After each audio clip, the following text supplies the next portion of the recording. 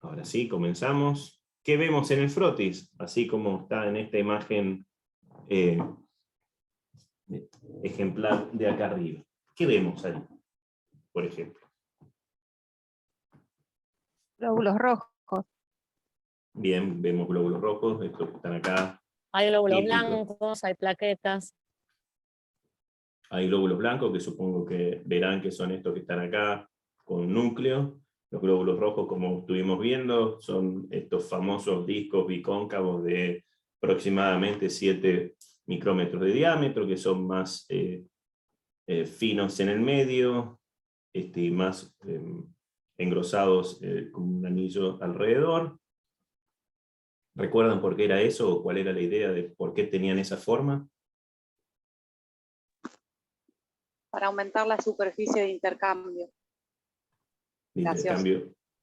Perfecto. Primero la superficie de intercambio, porque intercambia todo, pero particularmente cumpliendo con su función, que es el intercambio, o su función principal, que es la de llevar hemoglobina, cuya función principal es hacer el intercambio o el transporte de oxígeno y de dióxido de carbono al mismo tiempo, o por separado.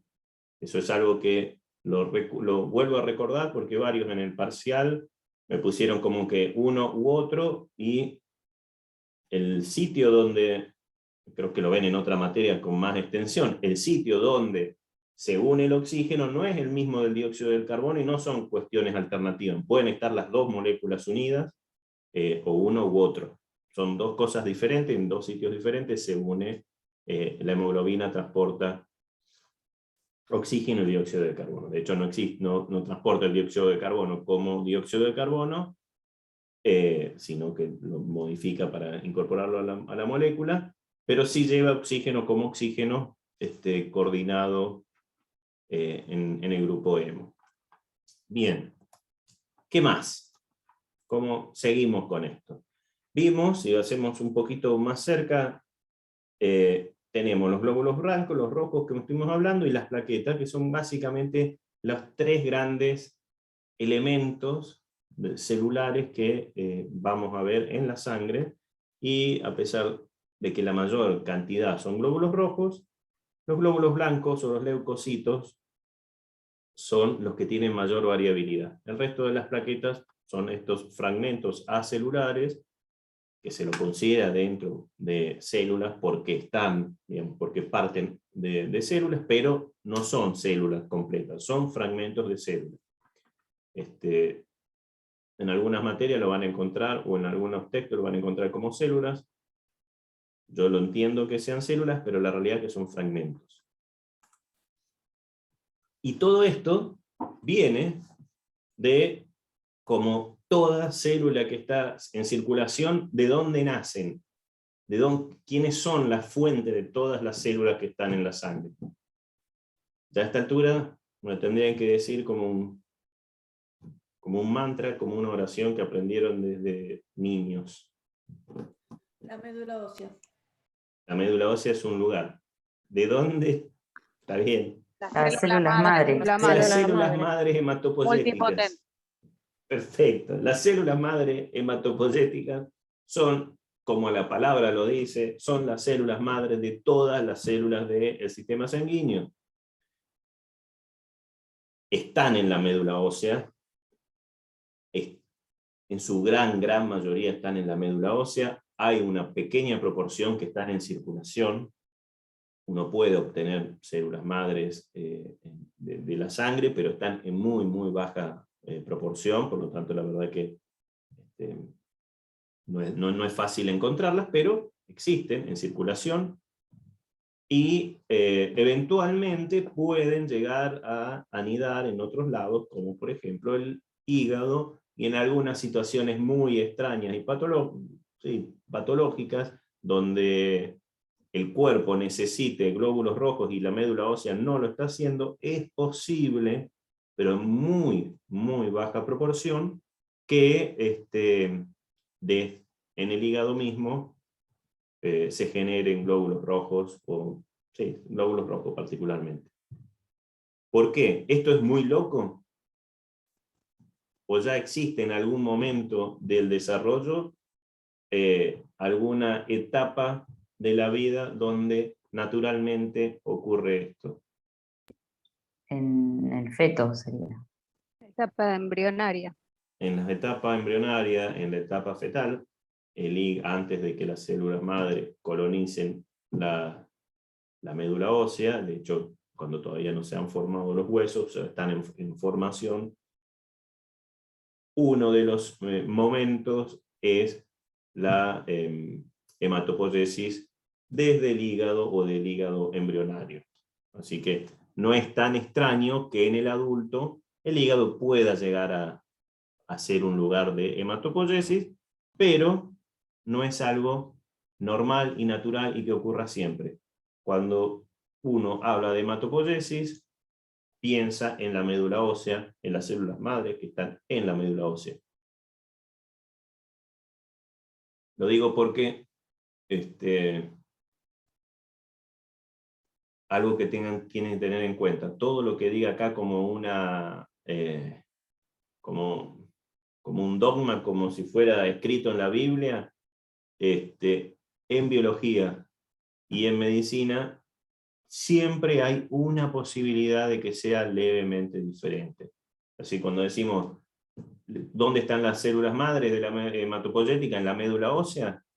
Me pueden decir, no, la verdad que el 0,002% se pueden encontrar en el hígado, o el 0,01% se pueden encontrar en circulación. Todas las respuestas las voy a considerar como verdaderas, digamos. Pero el concepto que tienen que tener en claro y bien incorporado es que las células madres hematopoyéticas están en su enorme gran mayoría en la médula ósea y son las que van a generar todas las células que están en circulación. Siguiendo este camino de desarrollo, esta pirámide de desarrollo, una célula madre hematopoyética se diferencia, toma la decisión relativamente temprano en convertirse en un progenitor linfoide o mieloide. Nosotros tuvimos todo lo que vimos en el cuatrimestre anterior y lo vamos a seguir viendo ahora, son los progenitores mieloides. No vamos todavía a ver nada de linfocitos, sino vamos a los progenitores mieloides. Todo lo que vimos en el otro cuatrimestre solamente estuvo confinado a glóbulos rojos o a los eritrocitos, precursores mieloides que terminaban siendo, en su desarrollo y su diferenciación final, glóbulos rojos. Sin embargo, en algún momento, estos progenitores toman la decisión, o pueden tomar decisiones, de convertirse en otros tipos celulares, además de glóbulos rojos, como megacariocitos, mastocitos o mieloblastos. Otra pregunta. ¿Qué hace que un progenitor tome una decisión de convertirse en una cosa o en otra? ¿En qué momento? ¿Cómo es? Explíquenme cómo una célula toma una decisión de convertirse en algo, eligiendo un camino a seguir y no tomando otro. ¿Por qué pasa eso? Porque hay demanda de algún tipo celular en particular, ¿no? Claro, hay demanda. ¿Qué sería hay demanda? Le llega una nota de Mercado Libre diciendo, mandame Claro. 3 plaquetas. Claro. ¿Cómo No, sería? porque ahí sería... ¿Qué sería hay demanda? ¿Cómo se da cuenta o cuál es la forma que el cuerpo manda mensajes para mostrar que hay una demanda o pedir que se hagan una u otro tipo celular? Si hay algún déficit, mediante hormonas se estimula a la producción de las células necesarias. Bien, ahí va. Perfecto. Va queriendo. ¿Algo más? Ahora imaginémonos, somos este progenitor y estamos en medio de la médula ósea rodeado de millones de células y otras cosas, ¿cómo hacemos, cómo nos llega esa sensación de esa demanda? Ahí nombraste una parte que es hormona. Bien. ¿Cómo llega? Quiero que nos metamos, que volvamos a pensar en las, como si fuéramos células.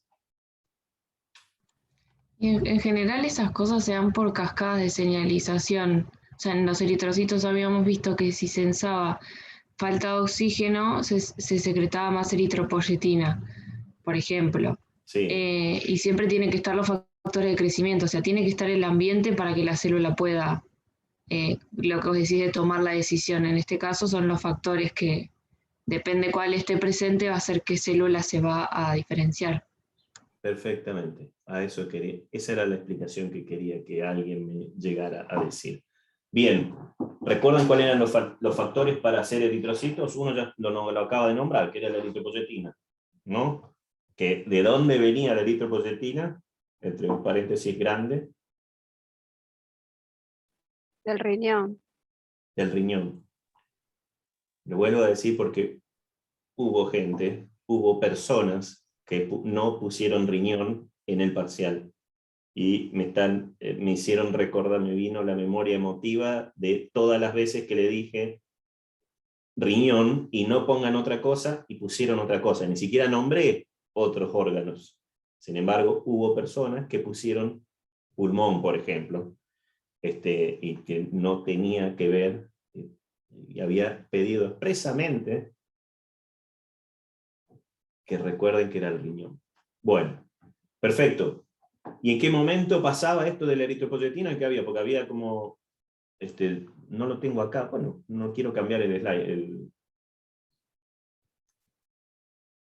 Entonces, tenemos una célula madre progenitora, una célula progenitora que ya empezó a tomar un camino, una célula, un progenitor mieloide, que de repente, dependiendo qué citoquinas y factores de crecimiento y hormonas se encuentra en ese ambiente donde está, va a tomar la decisión de hacerse megacariocito, mastocito, mieloblasto, y luego, si toma la decisión de convertirse en mieloblasto, va a tener que seguir sensando su ambiente para tomar otras decisiones. El mieloblasto es un progenitor que se puede diferenciar en al menos 4 o 5 tipos celulares diferentes, que son los que vamos a empezar a ver en esta parte. Los basófilos, neutrófilos, eosinófilos y los monocitos que eventualmente se van a convertir en macrófagos.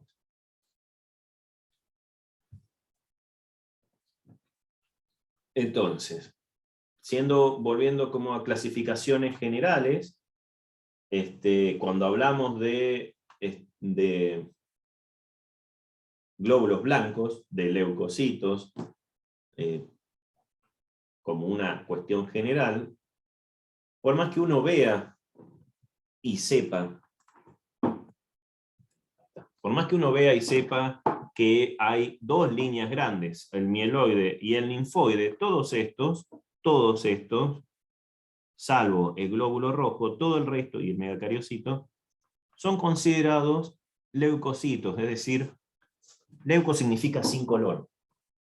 Y cito es célula, ¿no? Leuco en realidad viene del griego como descolorado, despintado. Entonces, son células que no tienen color en la sangre. Cuando uno lo mira sin tinción, no tienen ningún color y por eso se llaman leucocitos. Pero la realidad es que corresponden a progenitores y a ramas diferentes de la diferenciación.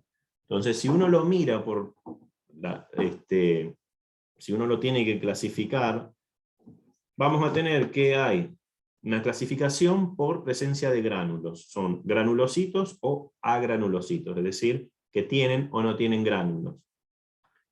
Por el origen, esto es lo que veníamos mirando, que yo en general estoy más acostumbrado a trabajar entre mieloide y linfoide, pero porque yo me considero como más biólogo celular. Ahora, para el laboratorio, el resto de las clasificaciones son más importantes porque son las que ven al microscopio. Por ejemplo, la característica del núcleo, si son mononucleares o polimorfonucleares. En general, acá fíjense que es característica del núcleo. Está medio mezclado las categorías, porque mononucleares, mono significa único, entonces uno podría pensar mononucleares con un solo núcleo.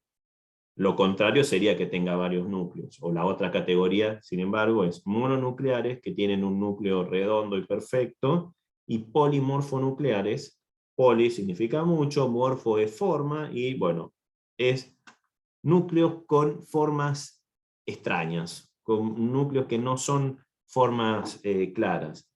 En principio se creían que eran, por eso se pusieron polimorfonucleares, porque parecían que el núcleo estaba partido y tal vez en el microscopio uno lo ve como distintos grupos de, digamos, como si fueran distintos pedacitos de núcleo, como si hubiera varios núcleos dentro de una célula, pero la realidad es que es un solo núcleo que tiene una forma extraña y tiene constricciones y tiene lugares donde se angosta y donde se ensancha, que parece que fueran varios núcleos, y por eso se llama polimorfonucleares, porque son núcleos que tienen distintas formas, en comparación con los mononucleares, que es un núcleo que es redondito, perfecto. Y después también podemos hacer una clasificación por la función. Si están involucrados en procesos de fagocitosis, que es decir, procesos de ingestión y digestión de restos celulares y células inclusive, o si están involucrados en procesos inmunitarios, que son más bien los linfocitos.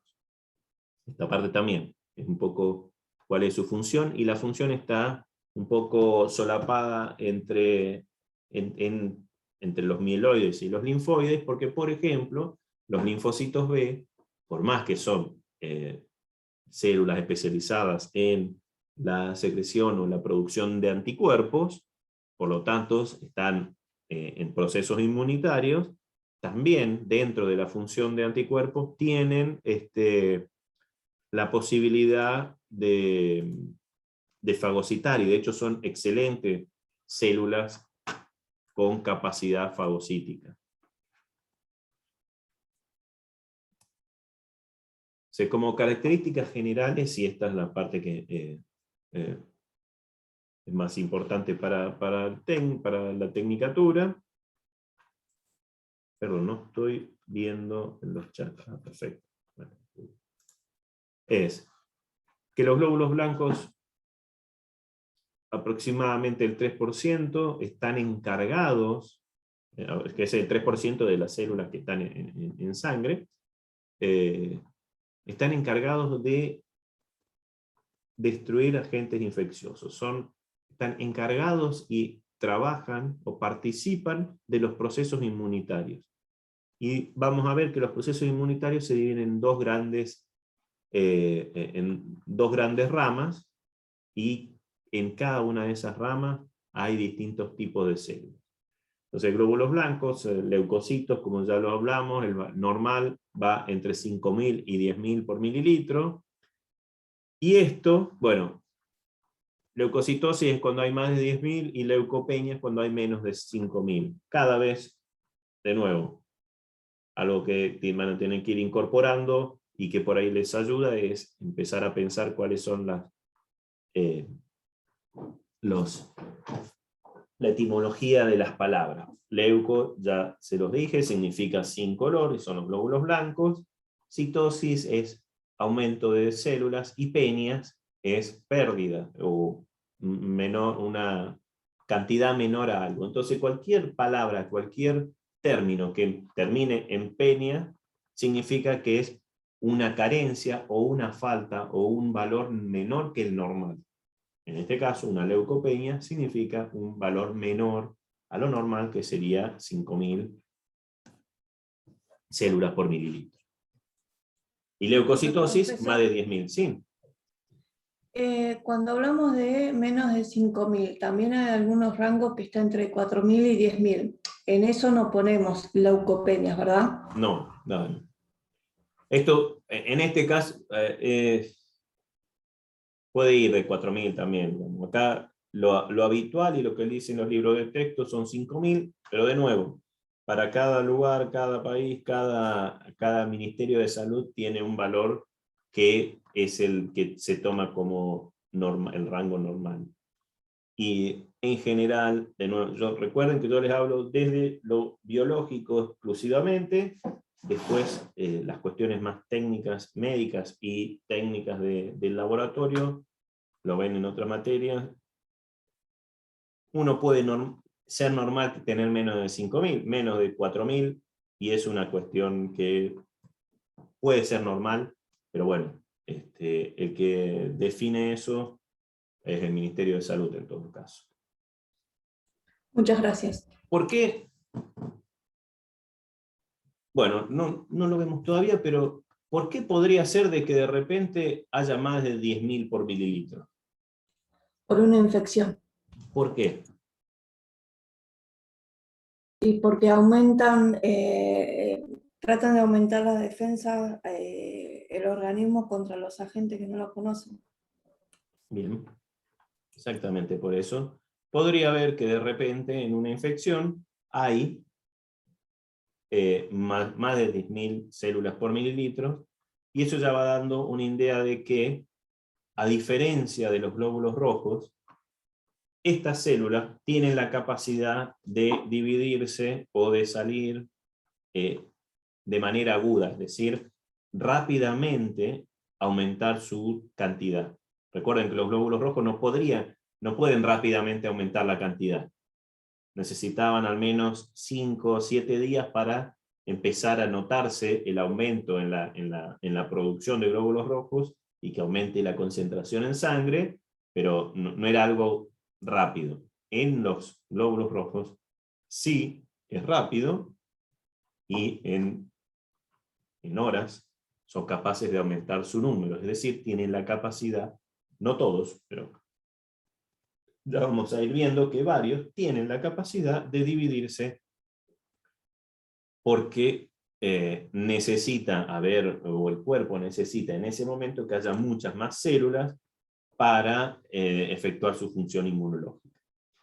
Y este valor que estábamos viendo entre 5.000 y 10.000 es el valor de adulto, pero no es exactamente igual en toda la vida. Tenemos los recién nacidos, tienen mayor cantidad de glóbulos rojos en circulación. Eso luego viene una disminución, vamos disminuyendo desde el recién nacido hasta llegar a alrededor de 4.500, 10.000 por mililitro, como valores normales entre hombres y mujeres, adultos. Pero hay una cuestión de edad donde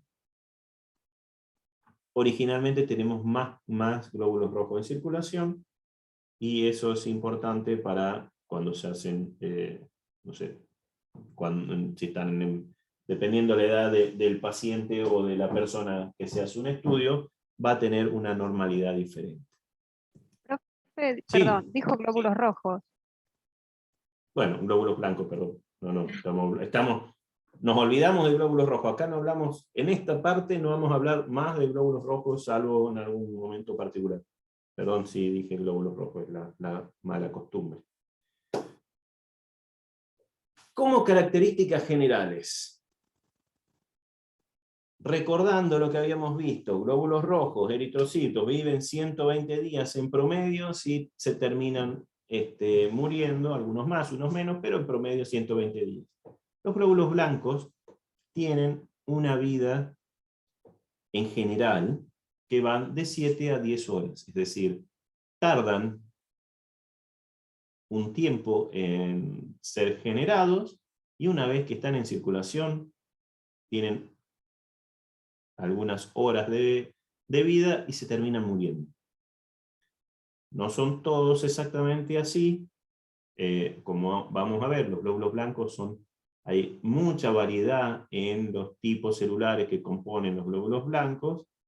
Nacen en la médula ósea, los granulocitos, fíjense que dependiendo lo que está pasando o dónde están, tienen distintos tiempos de vida media.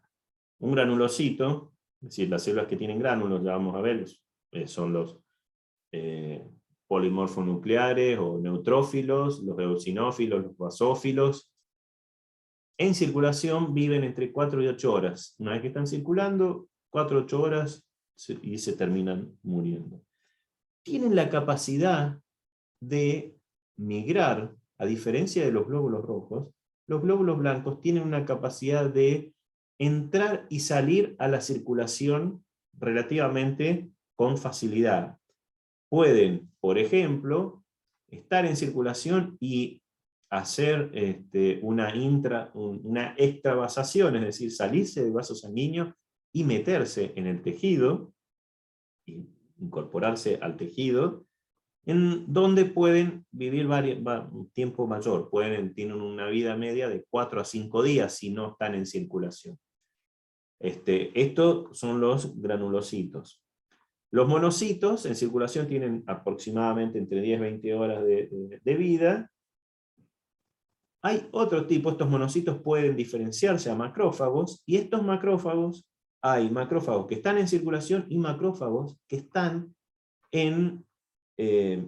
distribuidos por todo el tejido. Entonces, estas células están como de guardia en todos los órganos y todos los tejidos, eventualmente ante la espera, o no esperando, están de guardia haciendo algunas funciones como fagocitando restos celulares de células que se mueren. Recuerden que si no sé si recuerdan, una célula que se muere o que se rompe en un tejido está exponiendo un montón de elementos, de proteínas, de ADN, de ARN, de enzimas, que están adentro de la célula, que es de la función normal de la célula, pero están contenidos en la membrana plasmática. Imagínense si una célula se rompe y las enzimas que están dentro de las vesículas de cualquier célula, una enzima que su función es degradar proteínas, se libera al medio. Se libera al medio significa se libera en el tejido alrededor. Empieza a degradar las proteínas normales y empieza a degradar, por ejemplo, las proteínas de las otras células que están alrededor, produciendo un desarreglo en ese tejido. Los macrófagos que están distribuidos en todo el tejido son capaces de detectar cuando una célula se está muriendo, y van y la fagocitan. O son capaces de detectar cuando una célula se rompe, y van y fagocitan y retiran todos los fragmentos celulares que pueden generar un problema. Ya habíamos hablado de una función de los macrófagos fagocitando restos celulares particularmente durante la eritropoyesis. ¿Recuerdan dónde están los macrófagos funcionando fuertemente en la eritropoyesis? Y si no lo recuerdan, ahí Natalia ya ya no pusiste. Te estamos escuchando.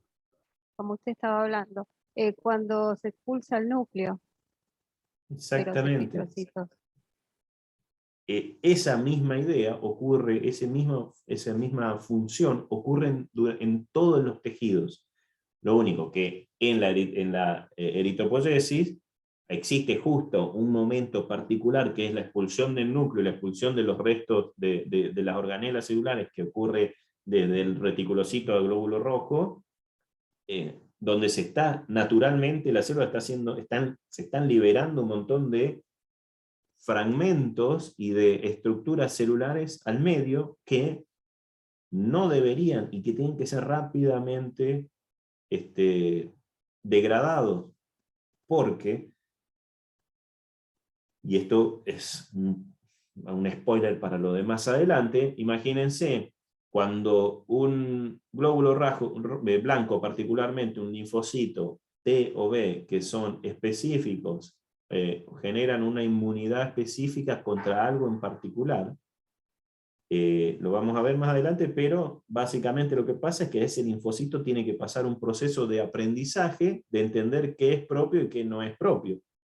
Y en ese proceso de aprendizaje es capaz de tocar y detectar, el cuerpo le tiene que mostrar, mira, todas estas moléculas son propias.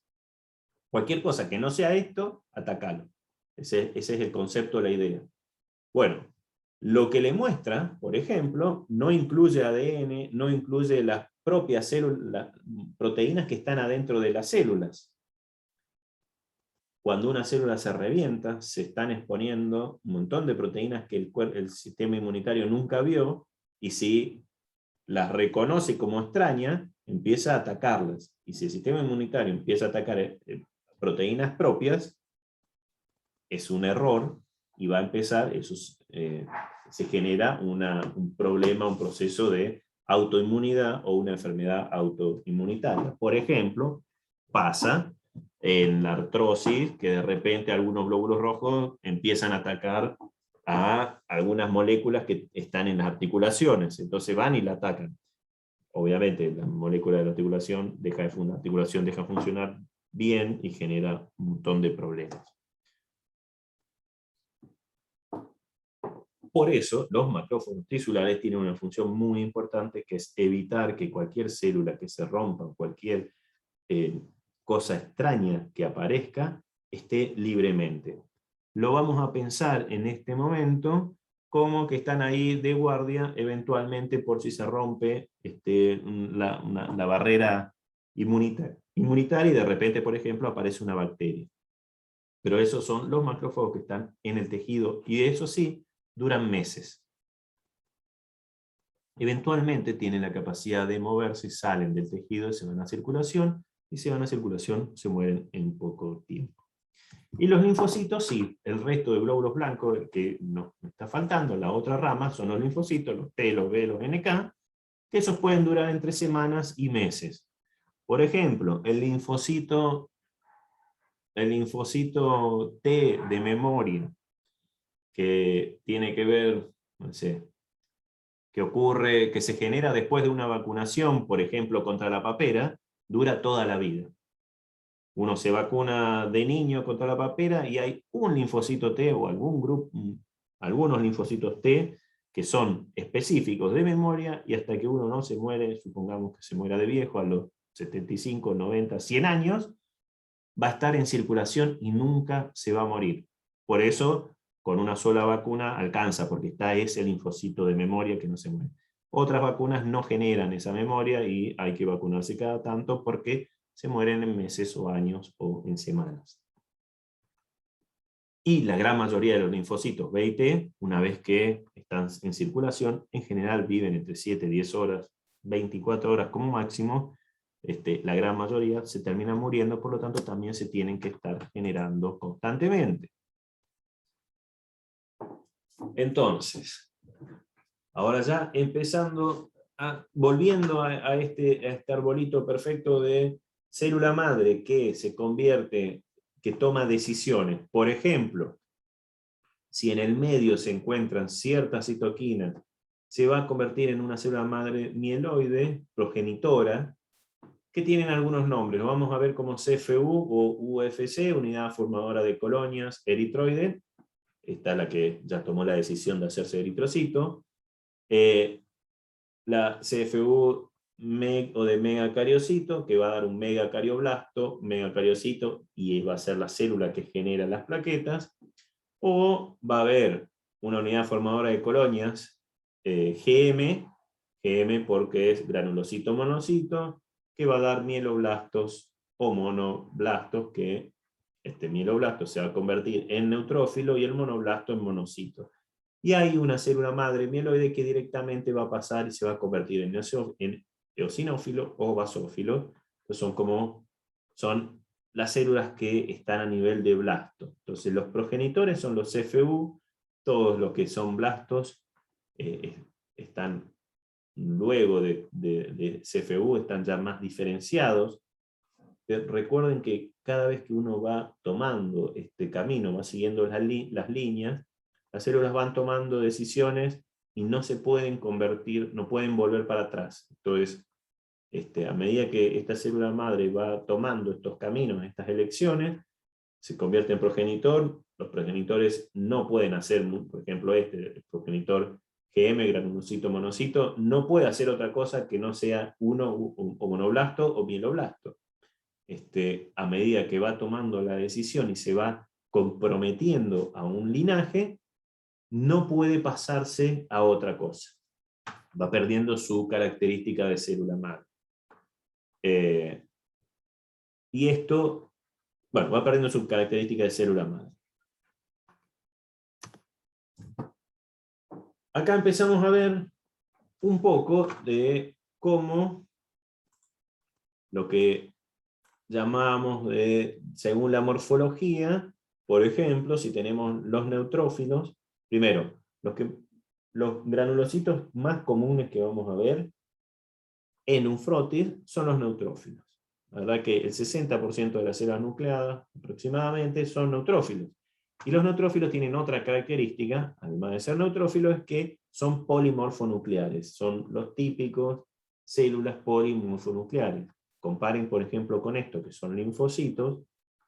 Vemos en violeta más oscuro la forma del núcleo.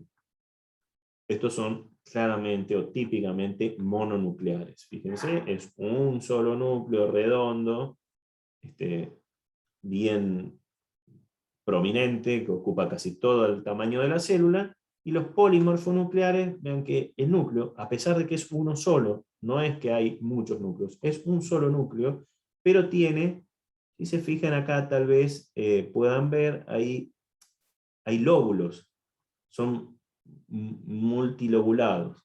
Y, por ejemplo, particularmente los neutrófilos, cuando van madurando y se van diferenciando, cada vez el neutrófilo bien maduro, que está listo y en circulación como maduro, es el neutrófilo segmentado, vemos que tiene este tipo de núcleo. Uno podría decir que acá hay varios núcleos o está fragmentado, y la realidad es que están unidos. Si se va a ver en microscopía electrónica, podemos encontrar que hay cordones, filamentos de núcleo que unen cada uno de estos, y es en realidad un solo núcleo que está unido por lugares muy finitos, que aparenta ser polinuclear, pero es un solo núcleo con muchas formas.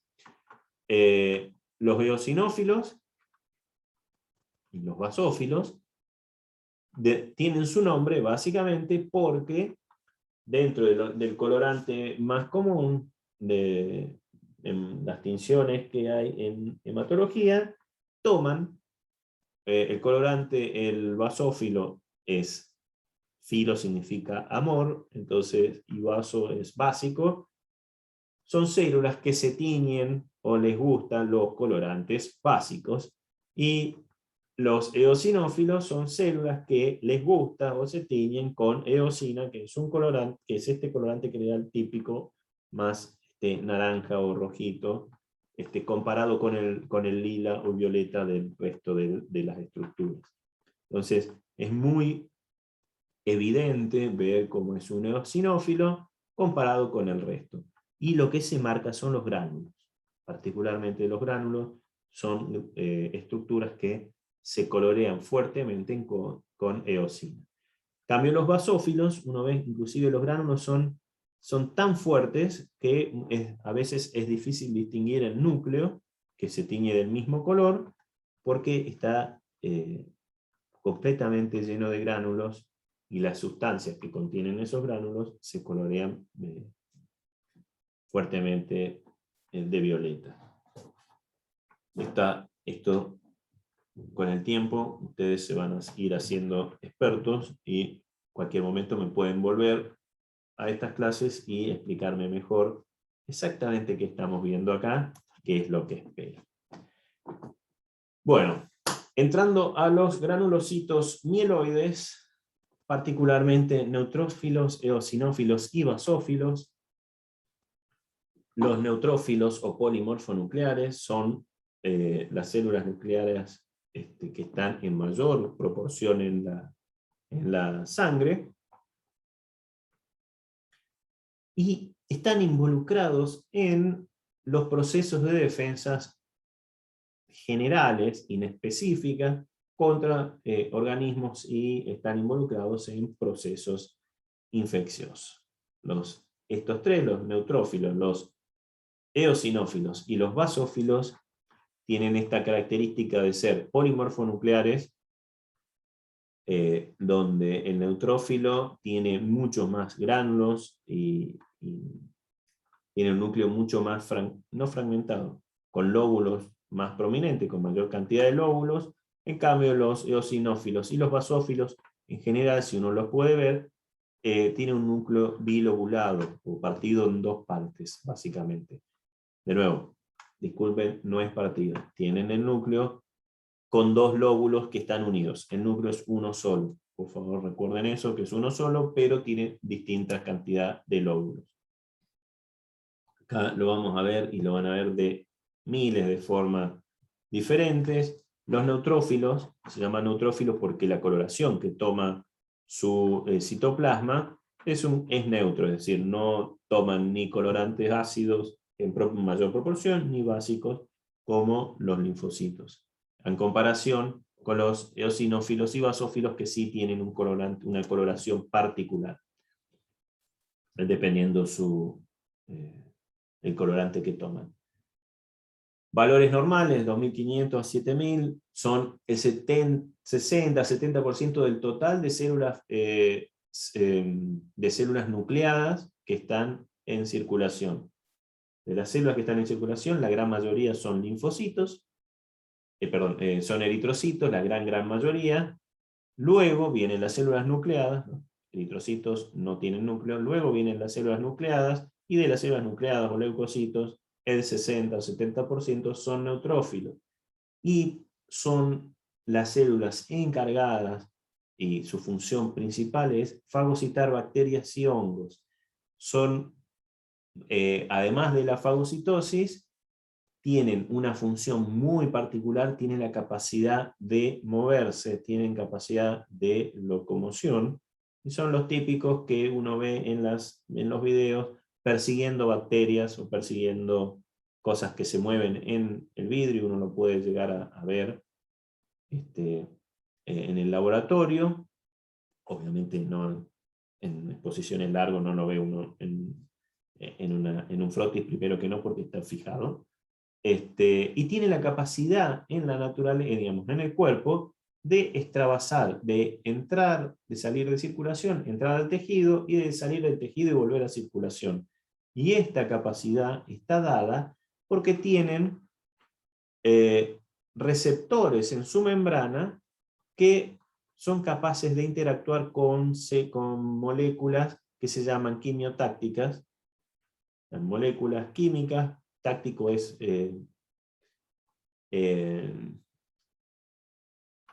¿cómo decirlo? Táctico viene del griego tocar, entonces son moléculas químicas que tienen que tocar el receptor de la membrana del polimorfo nuclear, y se van a ir moviendo hacia donde hay mayor cantidad. Son capaces de seguir un gradiente de concentración de moléculas. De esta manera, un polimorfo nuclear es capaz de ir hacia donde están las bacterias, por ejemplo. Vamos a ir viendo un poco más adelante cómo ocurre eso, pero quiero que les quede bien en claro que son las células que con mayor facilidad tienen capacidad de moverse, o se mueven con una gran facilidad, son las más rápidas inclusive, son un poco más grandes que los glóbulos rojos, 9-14 micras, tienen el típico citoplasma rosado, se alcanzan a ver algunos gránulos, pero no son tan prominentes como el resto de los granulocitos, y tienen de 2 a 5 lóbulos conectados por puentes. De nuevo, si están aumentados en cantidad, neutrofilia, o si están disminuidos, neutropenia. Y cada una de estas, de los valores normales, ¿no? Como todos se originan en la médula ósea, son efectivos, son los que dentro de los gránulos liberan pirógenos. Y pirógenos son moléculas, son moléculas que indican al cuerpo que tienen que levantar la temperatura, ya sea en el tejido, o señales al cerebro donde tienen que levantar la temperatura, y por lo tanto son capaces de en un proceso de inflamación, generar un calor local y eventualmente llegar a enviar señales al cerebro para que se genere fiebre, digamos, un aumento de la temperatura sistémico. Intervienen particularmente contra las enfermedades bacterianas o la presencia de bacterias. Son muy buenos para sobrevivir en tejidos hipóxicos, es decir, en tejidos donde no está llegando la sangre por alguna razón. Ahora vamos a ver por qué. Por ejemplo, en una inflamación hay una fuerte presión del tejido, entonces la presión del líquido que está en un proceso de inflamación hace que los vasos sanguíneos se achiquen y no esté llegando tanta sangre. Por lo tanto, si no llega sangre, si no está pasando, si no está bien vascularizado, si no está bien perfundido de sangre, ¿qué está faltando? Glóbulos rojos que lleven hemoglobina, que lleven oxígeno, que se lleven el dióxido de carbono. Por lo tanto, ese tejido está carente o tiene una concentración de oxígeno menor, es decir, está en hipoxia. Las células van a empezar a sufrir, eventualmente algunas se van a morir, pero los polimorfonucleares son células que tienen capacidad, son resistentes a esta hipoxia y pueden vivir en lugares con poca vascularidad. Por ejemplo, en un proceso de inflamación, cuando se genera pus, básicamente si uno mira lo que es el pus, es una gran concentración de células blancas, particularmente neutrófilos, particularmente macrófagos, que están tratando de atacar algún proceso inflamatorio. Y en esa estar tratando de atacar se acumulan tanto que están primero consumiendo el oxígeno para poder vivir, y están en un lugar donde no está vascularizado, por lo tanto está hipóxico. Estas células son capaces de sobrevivir, viven con poco oxígeno, no mucho tiempo porque de hecho se mueren rápido, pero son capaces de sobrevivir y seguir funcionando, tener su función normal en bajas concentraciones de oxígeno. Y bueno, tienen la capacidad de microbicida, es decir, persiguen a las bacterias, a los hongos perfectamente, los fagocitan y lo eliminan completamente. Tienen 3 etapas de vida, desde que nacen en la médula ósea, tardan entre 7 a 10 días en maduración, es el más largo de todos de las células, de los granulocitos, es el más largo en generarse. Pasan de mieloblasto, promeliocito, mielocito, metamielocito, neutrófilo encallado. Vamos viendo las proporciones, en general la mayoría están acá. Y finalmente el neutrófilo segmentado, y esto está dividido porque esta es la parte que ocurre dentro de la médula ósea. Luego, estos son los que salen encallados y maduros. Finalmente están los segmentados en circulación, que están entre 6 horas y 4 días. Y eventualmente, si pasan al tejido, pueden llegar a vivir hasta 5 días dentro del tejido. Entonces, por eso tenemos estas 3 etapas, o 3 posibilidades, la 2 y la 3. Puede ser que este neutrófilo nunca vaya a un tejido, o puede estar pasando entre uno y otro, entre la etapa 2 y la etapa 3, pueden ir y venir, pero como máximo van a vivir 5 días y terminan muriéndose. Fíjense que son células que son complicadas de formar, porque tardan de 7 a 10 días en generarse, y en como máximo 5 días, una vez que llegaron a ser maduros, se mueren. Es decir, tiene que haber una constante generación, como toda célula sanguínea, hay una constante generación de células nuevas para reponer los que se están muriendo. ¿Cómo los vamos a ver? Cosas que pasan así a grandes rasgos en la maduración: se va condensando el núcleo.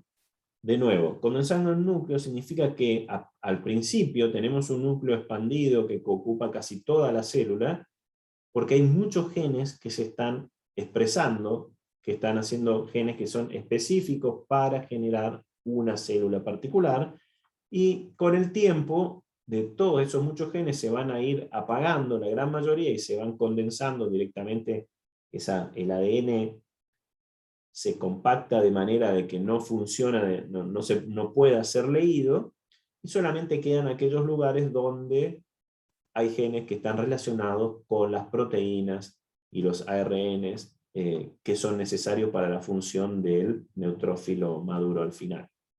Entonces, este mieloblasto pasa a promielocito. Fíjense lo interesante es cómo va cambiando en las tinciones.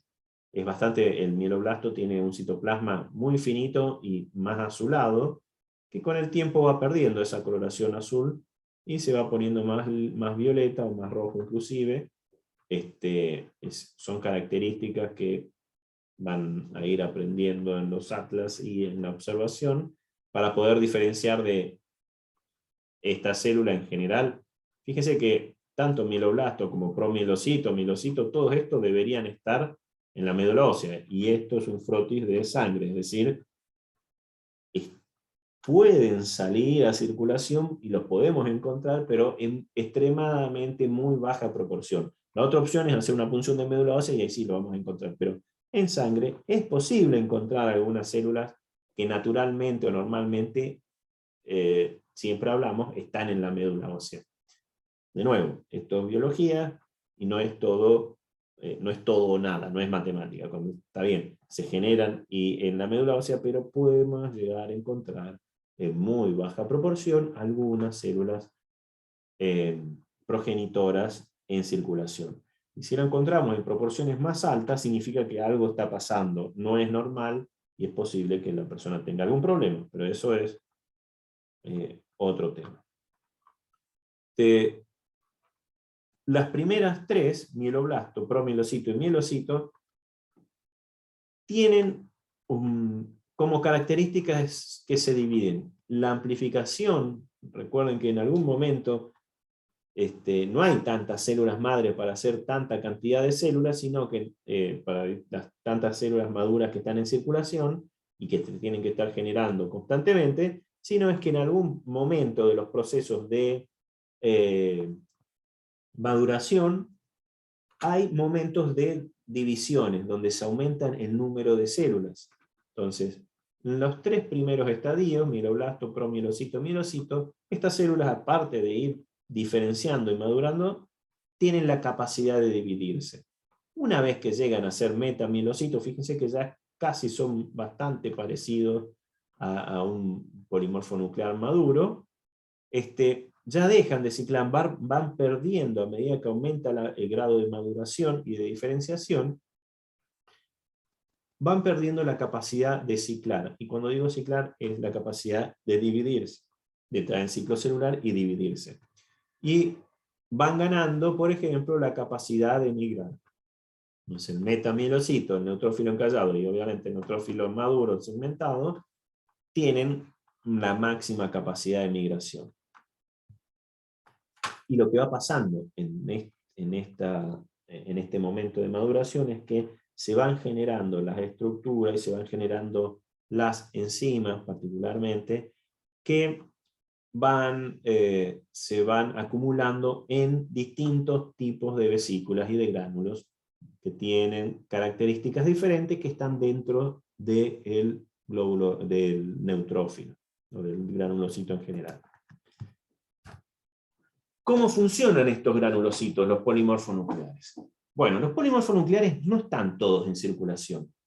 Aproximadamente el 50% de los polimorfonucleares que tenemos en el cuerpo se los denomina que están en el pool de reserva. Están dentro del vaso, en la médula ósea o en el hígado, es decir, no están circulando, la mitad de los polimorfonucleares no están circulando, y la otra mitad, el 50%, corresponden al pool circulante y están dando vuelta. Una de las características que tienen es que si de repente existe alguna molécula que son del grupo de las quimoquinas o de las citoquinas, pero las quimoquinas son citoquinas particulares que tienen la capacidad de inducir, por ejemplo, son las citoquinas que funcionan como factores quimiotácticos, es decir, son unas moléculas particulares del grupo de las citoquinas que le dan la señal de atracción a otras células. Particularmente si hablamos de los leucocitos, los glóbulos rojos, los glóbulos blancos, y particularmente los polimorfonucleares, cuando están en circulación, tienen, dentro de las proteínas normales de membrana, tienen algunas moléculas, algunos receptores particulares, como las selectinas, que son capaces de unirse a otras proteínas que están en los vasos sanguíneos, que aparecen eventualmente en los vasos sanguíneos, en las células del vaso sanguíneo, pero solamente aparecen cuando hay un estímulo. Y este estímulo, por ejemplo, es la quimoquina o las citoquinas que puede generar el tejido cercano cuando ocurre algún daño, o cuando ocurre algo raro. Por ejemplo, que haya una bacteria. Si de repente aparece una bacteria en el tejido, por ejemplo, en un corte del tejido, una ruptura de la piel, entra una bacteria y los macrófagos y las células del sistema inmune que están ahí en el tejido, lo detectan y empiezan a fagocitarlo.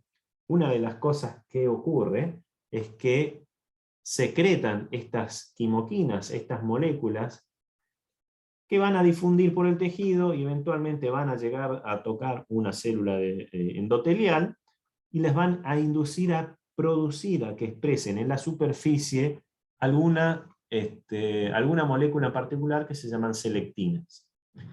Solamente, como esto ocurre en un lugar, imagínense que acá está, de hecho, si se fijan en esta zona de la imagen, no están estas moléculas azules que son las selectinas. Y no están, ¿por qué? Porque este macrófago, en este caso, esta célula particular que está estimulada porque encontró una bacteria o un microbio, está secretando estas quimoquinas que hacen que las células cercanas del endotelio, de las células vasculares, las que están más cerca de esto, expresen estas proteínas.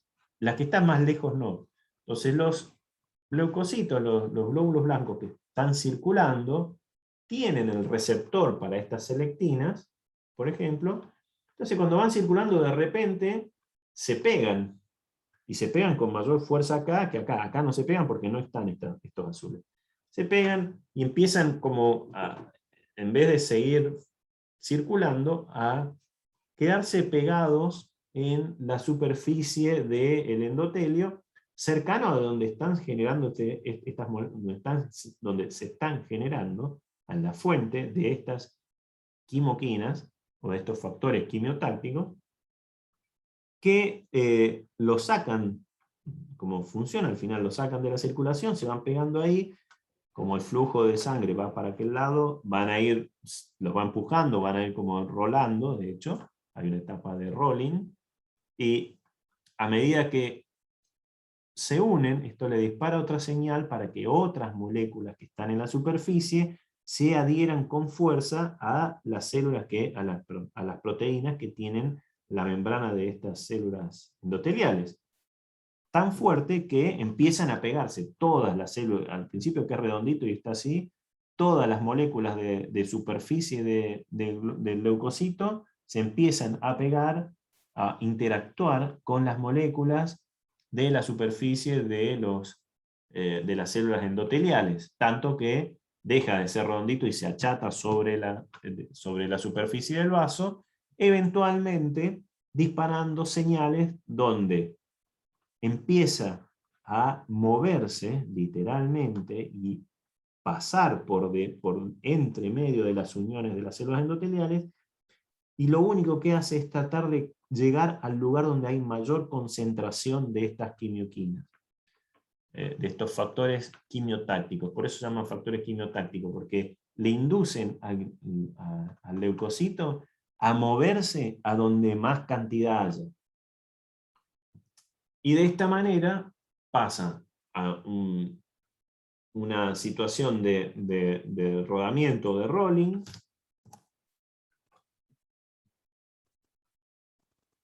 se activan, cuando se activan expresan otras proteínas en la superficie que se llaman integrinas, Y esto hace que ahora, una vez que pasó el rolling, se unan fuertemente, se aplasquen, se peguen a la pared del vaso, tan fuertemente que dejan de rodar y se adhieren.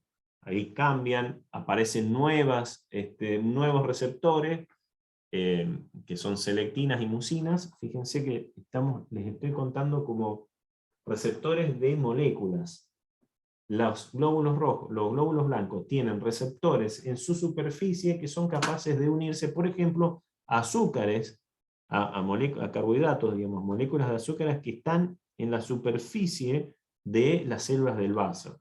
Entonces, cada tipo celular tiene una selectina diferente. La selectina L lo tienen los linfocitos circulantes, las E, las endoteliales, las P, solamente las endoteliales, y dependiendo de la combinación, se van uniendo las selectinas a las mucinas, que son los carbohidratos que están en la superficie, tanto de las células endoteliales como de las células de los polimorfonucleares o de los leucocitos en general.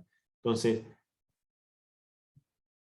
cuando una célula está, un leucocito está en circulación, y de repente pasa por una zona de un vaso sanguíneo donde esas células endoteliales, las células del vaso, empezaron a expresar moléculas a las cuales se pega fuertemente por sus receptores, empieza a dejar de circular, muchos se quedan pegados ahí, y finalmente tan fuertemente es la adhesión que se dispara un proceso que se llama de migración transendotelial o diapédesis.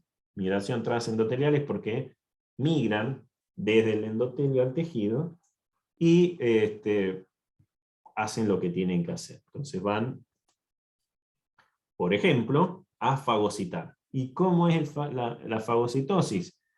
Normalmente el neutrófilo entra al tejido, empieza a proyectar pseudópodos directamente, lo engloba. Los pseudópodos son hay un montón de proteínas del citoesqueleto de la célula que se polimerizan en forma de espinas y de láminas que van envolviendo a lo que tengan que envolver. En este caso, una bacteria que está recubierta de anticuerpos. Como tiene el leucocito tiene receptores de una parte del anticuerpo, si una bacteria está recubierta de anticuerpos, le encanta eso, se llama opsonización, es como que es mucho más, le gusta mucho más, y esos receptores van haciendo de que lo englobe perfectamente hasta que quede como una vesícula interna, y esa vesícula interna se llama fagosoma. Una vez que se generó esa vesícula adentro de la célula, el resto de los gránulos que tienen, los granulocitos, van y se fusionan, pasan de estar en el citoplasma y se fusionan a este fagosoma, liberando el contenido. ¿Y qué contienen? Contienen enzimas que son proteasas, lipasas, enzimas que bajan el pH o pH bajo inclusive, de manera de digerir completamente a lo que está dentro de este fagosoma.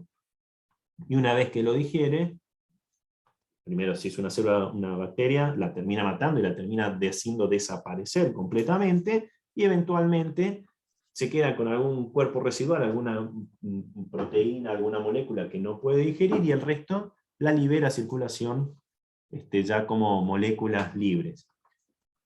Un neutrófilo puede llegar a fagocitar entre 3 antes de morirse, entre 3 y 20 bacterias, después se inactiva y se muere. Digamos, una vez que encontró una bacteria, lo único que hace es englobarla y digerirla. ¿Alguna consulta? Profesor, una pregunta. El proceso de lo que sería el rolling desde el Sí. vaso sanguíneo es muy rápido, ¿no? Ahora lo vamos a ver. Ok. Si me dan un segundo, voy a pausar No hay acá la problema. grabación y lo vemos. No hay Y problema, gracias. Les pido 5 minutos, hacemos un mini recreo. En este caso, en la membrana del polimorfo nuclear, en toda la membrana de esta célula, tiene receptores de factores quimiotácticos. Algunos factores quimiotácticos son fragmentos de pared bacteriana, por ejemplo. Entonces, estos receptores, si esto es una bacteria, este puntito negro que está adelante, o está adelante de esta célula, como los receptores están desparramados, distribuidos por toda la superficie de la célula, los que están más cercanos se activan, los que están del otro lado no se activan porque están lejos, digamos, no lo ven, o se activan menos. Entonces estos se activan en mayor proporción y hacen que las proteínas del esqueleto celular, del neutrófilo, se empiecen a polimerizar y a organizar de manera de acercarse hacia esto. Y como van empujando la membrana, empujan la membrana y generan esta gran lámina, de hecho se llama lamelipodio, que las fibras del citoesqueleto van empujando la membrana plasmática y la van empujando hacia el lado donde tiene que ocurrir la migración. Y del otro lado, como no se están activando los receptores de la superficie, básicamente, como es una bolsa, se van retrayendo y se van despegando. Y de esa manera, el polimorfo nuclear es capaz de ir persiguiendo a una determinada bacteria o un determinado gradiente de factor quimiotáctico. Entonces podemos ver esto, si se fijan, acá hay como un color diferente en esta zona, que está más cercana a la bacteria, porque es básicamente una lámina finita de citoplasma y de membrana que está siendo empujada por los filamentos del citoesqueleto. ¿Por qué? Porque se están polimerizando, porque en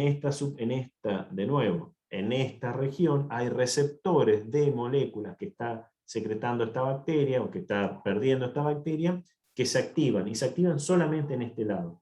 Y acá podemos ver, si se fijan, la célula es redondeada, tiene una forma redondeada, que está, acá se ve bien el borde, pero dentro de esa zona redondeada, de ese citoplasma, hay una parte que se estiró como una lámina gigante, que es la que se está acercando hacia la bacteria. Entonces, sí o sí, se está tironeando hacia ese lado, y de esa manera es capaz de perseguir, mientras este factor quimiotáctico se va moviendo, va generando, fíjense ahí, al principio la bacteria estaba enfrente, acá abajo, y la lámina de membrana del citoesqueleto de la célula se está estirando hacia acá. De repente, la bacteria cambió de dirección, está un poquito para arriba, y ahora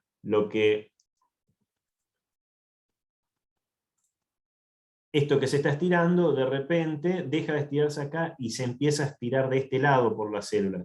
Y así va continuando y va persiguiendo hasta eventualmente, fíjense cómo lo va persiguiendo hasta que en un momento lo va a tocar. Y cuando lo toca, se queda unido. Acá vemos que lo alcanzó, y los receptores que están en la membrana de la célula es capaz de ir englobando. Acá lo empiezan a englobar. Ahora sigo el video, vamos a ver cómo estas láminas, esta membrana, se va a ir moviendo y va a terminar englobando a la bacteria, y lo está englobando, y esta bacteria está dentro de una vesícula, que es el fagosoma. No lo vemos porque las vesículas no se ven, las células son transparentes al microscopio, si no están teñidas, pero las vesículas que están dentro de este polimorfo nuclear se están moviendo desde todo el citoplasma hacia ese fagosoma, y se van a ir fusionando. Se van fusionando y eventualmente liberan el contenido, y el contenido son proteínas digamos, bajo pH, y proteínas que lo van degradando, hasta que esa bacteria o esa levadura es digerida completamente y desaparece, y ya la célula queda en su función normal. Bueno, ¿lo alcanzaron? ¿Se entendió? ¿Lo alcanzaron a ver?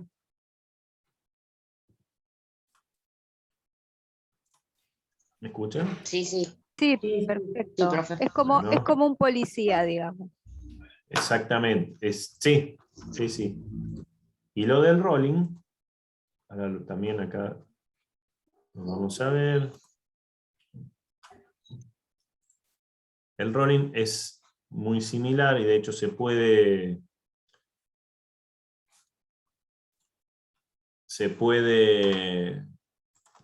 ver inclusive en el... Esto que les contaba, imagínense, en esta zona acá abajo tenemos, vamos a poner un poquito más despacio. Acá. Esto sería lo normal.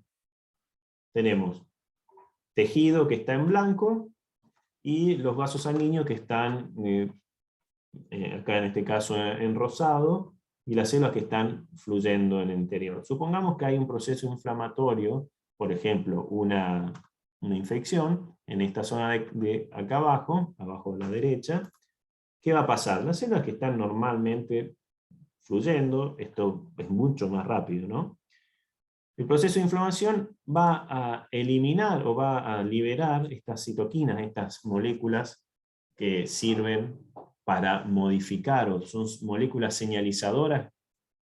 Son las moléculas, las citoquinas son básicamente las moléculas que se envían entre células para mandar un mensaje. Así como cuando les pregunté cómo decide una célula madre convertirse en un tipo celular o en otro, ya bueno, hay un mensaje. Bueno, los mensajes son las hormonas, los factores de crecimiento y las citoquinas, que son moléculas particulares con las cuales las células se mandan mensajes entre sí. Mensajes que, por ejemplo, en este caso tienen que ver con la inflamación. Entonces, esta citoquina que está surgiendo porque, por ejemplo, en el proceso de inflamación hay un macrófago que está secretando citoquina, la secreta y la molécula difunde en el tejido, hasta que, por ejemplo, toca a una célula que tiene receptor para esa citoquina, que en este caso podría ser la célula endotelial más cercana. Y esto está puesto así porque fíjense que acá hay dos vasos, un vaso que está acá y un vaso que está arriba de todo, que sería como el vaso más cercano a la inflamación y el vaso más lejano. Entonces, el que está más cercano, las células más cercanas, de repente empiezan a expresar algunas moléculas en su superficie porque, como las selectinas, ¿qué hacen?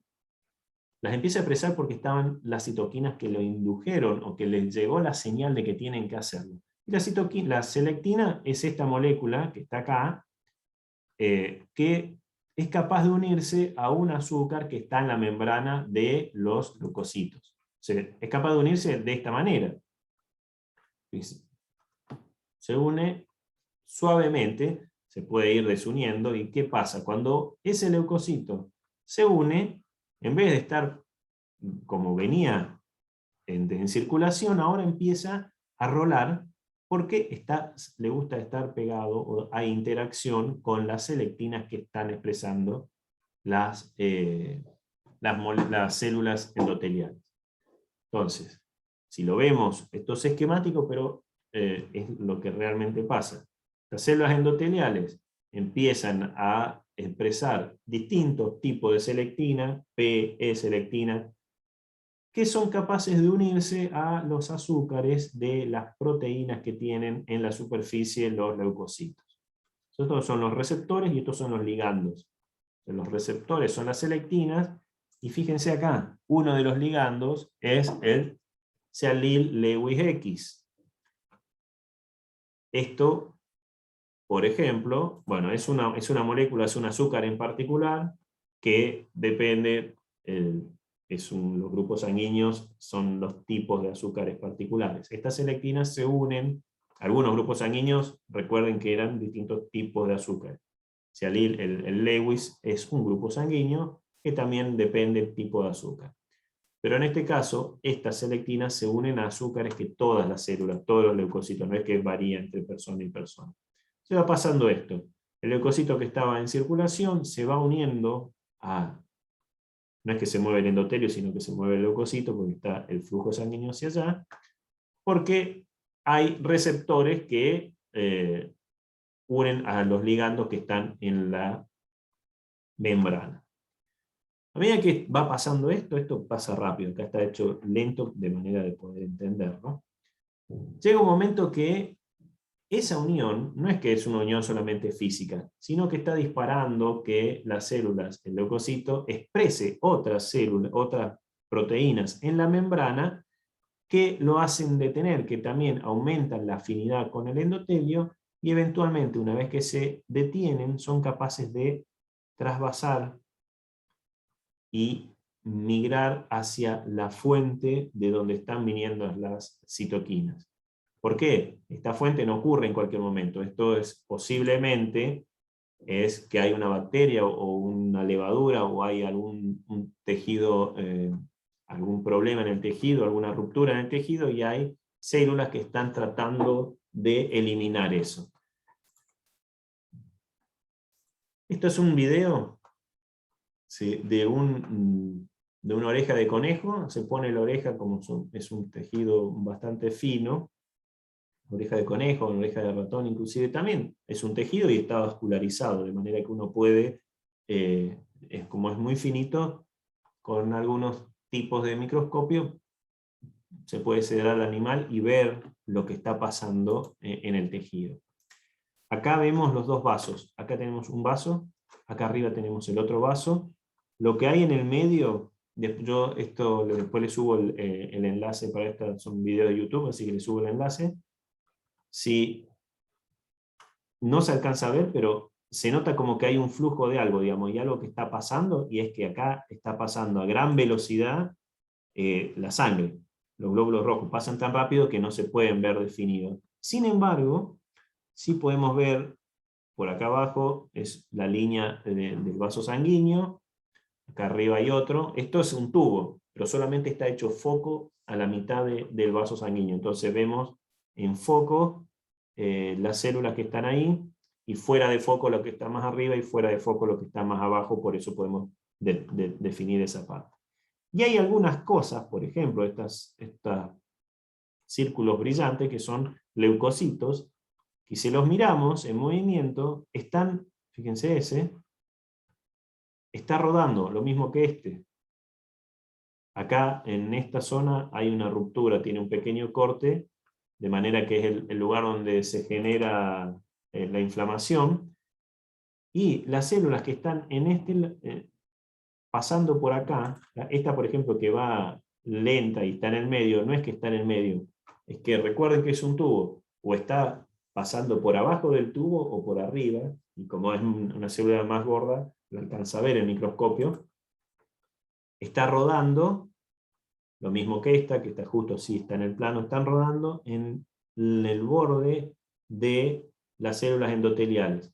Fíjense que en un momento, acá, esta que viene acá, si la miramos, va rodando, y ahí desapareció y está metiéndose para acá. Justo hay otra que aparece acá, pero no es la misma. Esta no es la misma que estaba acá. Bueno, un poquito para atrás. Si seguimos a esta, viene girando acá, viene girando, de repente más lento, se detuvo, y ahí se sale del foco. Después, si lo miran bien, van a ver que en realidad tiene una estructura ahí, no es que se salió del foco, está pasando hacia abajo. Lo mismo podemos ver esta. Se detuvieron, acá justo donde está pasando, en un momento se detiene completamente, porque acá abajo es donde está la inflamación, es donde está la mayor cantidad de factores quimiotractantes. Las células están intentando llegar ahí. Lo estoy poniendo a 1/4 de velocidad. Fíjense que todo el resto está fluyendo a gran velocidad que ni siquiera lo vemos. Sin embargo, algunas empiezan a rodar y empiezan a moverse hacia acá abajo. ¿Por qué? Porque están los factores quimiotractantes que tienen que que los están llamando, como están atrayendo.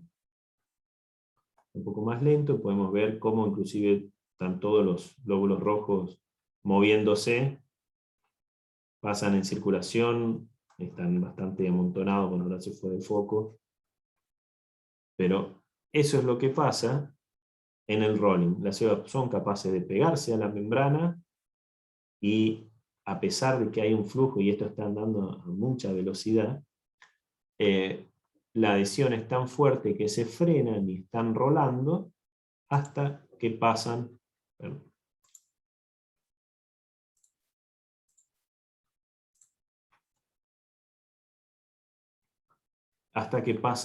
y van hacia el foco de infección. Fíjese que arriba, que el vaso que está más lejos de la infección, no hay casi células que se estaban uniendo. Ahora después les paso el link del enlace. Así que bueno, vamos a terminar por hoy y continuamos la semana siguiente. ¿Alguna duda, alguna consulta? No, profe, por mi parte está bien. Bueno, ahí Patricia, ojo, no choques. Una consulta, Sí. profesor. ¿Las stem cell es lo mismo llamar como la CD34? Vamos a hablar de los CDs. Sí, a ver, un CD34 no necesariamente es una célula, digamos, las células madre tienen CD34, pero otras células madres también pueden, o otras células pueden tener CD34. Se definen, CD34 es un marcador de la superficie de la célula, que la tienen la mayoría de las células hematopoyéticas, no necesariamente, no solamente las células madres. Una célula madre se define con más de un marcador, no solamente con el CD34. ¿Me explico? Gracias.